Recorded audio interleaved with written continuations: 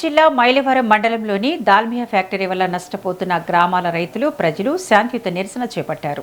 చిన్న కొమెర్ల గ్రామం వద్ద ఫ్యాక్టరీ యాజమాన్యానికి వినతిపత్రం అందజేసి తమ సమస్యలను వివరించారు.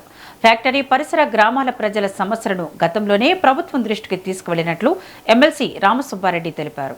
రైతులకు న్యాయం జరిగేలా ప్రభుత్వం చర్యలు తీసుకోవాలని ఆయన డిమాండ్ చేశారు.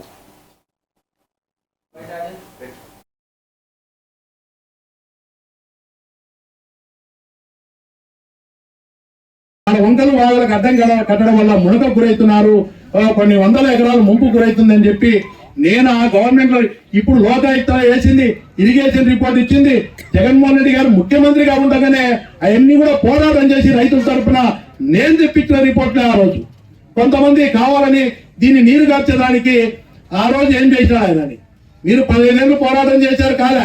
నేను 7-8 ఏళ్ల నుంచి మీకు సపోర్ట్ గా ఉంటూ నేను దాల్మియా యాజమాన్యంతో కొట్లాడుతూ ఈ రిపోర్ట్లు జగన్మోహన్ రెడ్డి గారు ముఖ్యమంత్రి ఉన్నప్పుడే ఎన్ని తీసి ఆయన ఒకటే చెప్పాడు, రిపోర్ట్లు వస్తానే న్యాయం చేస్తాం ఖచ్చితంగా జగన్మోహన్ రెడ్డి గారు చెప్పారు. ఆయన దృష్టి కూడా తీసుకుపోయి, ఎందుకంటే ఇది చిన్న కార్యక్రమం కాదు, ముఖ్యమంత్రికి తెలియజేయాలని ఆయన అధికారంలో ఉన్నప్పుడు 3 ఏళ్ల ముందే చెప్పి 4 ఏళ్ల ముందే చెప్పి ఇవన్నీ చేస్తా వస్తున్నా ఎన్ని రిపోర్ట్లు వచ్చేసరికి ఆలస్యమైంది. ఈ లోపల గవర్నమెంట్ పోయింది. ఇంకా కొంతమంది కూడా లోపాయికారిగా చేస్తున్నారని చెప్పి, లోపాయికారిగా చేసేది మీరు నమ్మించి మోసం. మళ్ళీ ఆధార్ కార్డులు ఉన్నాయని ఆ పెన్నం మీద నుంచి పొయ్యిలో వేసినట్టు దాల్మియా వాళ్ళని తీసుకొని ఆమె పడేస్తే మా పని అయిపోతుంది, వాళ్ళు నచ్చకుండా అంటారు, వాళ్ళ గొంతు కూడా వినపడదని చెప్పి కొండలో పడేయడానికి తయారయ్యారు. మీ కాడికి వచ్చి స్పష్టంగా మీకు ఏం చెప్తారు?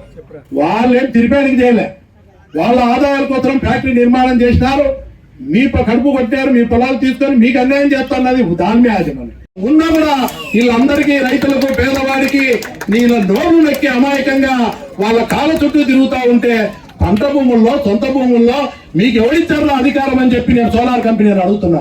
ఎంత ధైర్యం ఎడికి రానికి మీరు? దీనికి కారణం బాబాయ్ అబ్బాయే. పంట పొలాల్లో భూములు వేస్తా ఉంటే చేసేది వాళ్ళు.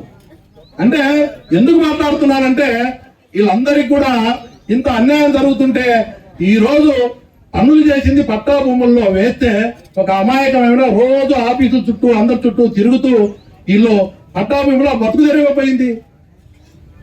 అరే ఇంత దౌర్జన్యంగా ఈ కార్పొరేట్ వ్యవస్థలు ఈ కూటమి ప్రభుత్వంలో అధికారంలో ఉన్నప్పుడు కంపెనీలు వస్తున్నాయని పెద్దగా దండరేసి గొప్పగా చెప్తున్నారు. ఎవరికి మేలు జరుగుతుంది? కార్పొరేట్ కంపెనీకి జరుగుతుంది, కూటమి నాయకులకు మేలు జరుగుతుంది.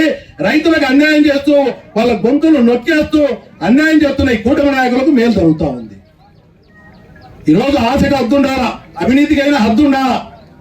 ఆశకి హద్దు లేకుండా ఎంతమంది పేదవాళ్ళైనా రైతునైనా తొక్కేసి దౌర్జన్యంగా అధికారం ఉందని చెప్పి మీరేసి ఓట్లేసి గెలిపించిన నాయకులే మీకు అన్యాయం చేస్తా ఉన్నారంటే ఒక్కసారి ఆలోచన చేయమని మిమ్మల్ని అందరినీ కోరుతా ఉన్నా. నాకేం వ్యక్తిగతంగా బాబాయ్ మీద అబ్బాయి మీద కోపం లేదు.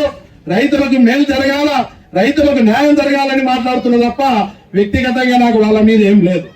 అయ్యా అధికారం ఇచ్చినారు, ఓట్లు వేసినారు, ఓట్లు పోయిన ప్రతిసారి మీరు వెళ్ళి ఇవన్నీ న్యాయం చేస్తామని ఈ దాల్మియా బాధితులకు చెప్తానే ఉన్నారు. అవన్నీ చేయకుండా 3 కంపెనీలు వచ్చినాయి, 4 కంపెనీలు వచ్చినాయని చెప్పి రైతులను కూలి వాళ్ళంగా చేసి రైతులకు అన్యాయం జరుగుతుంటే నోరు నొక్కి మీరు కూలి పని కూడా తీసేస్తామని నోరు నొక్కే దౌర్భాగ్యమైన పరిస్థితుల్లో ఈ కూటమి ప్రభుత్వం పరిపాలన సాగుతా ఉందంటే మీరందరూ కూడా ఒక్కసారి ఆలోచన చేయాలా. ఇదేదో 4 కంపెనీలు వస్తాయి, 3 కంపెనీలు వస్తాయి అంటున్నారు. సిమెంట్ ఫ్యాక్టరీలు వచ్చి ఎవరికి లాభం జరుగుతుంది?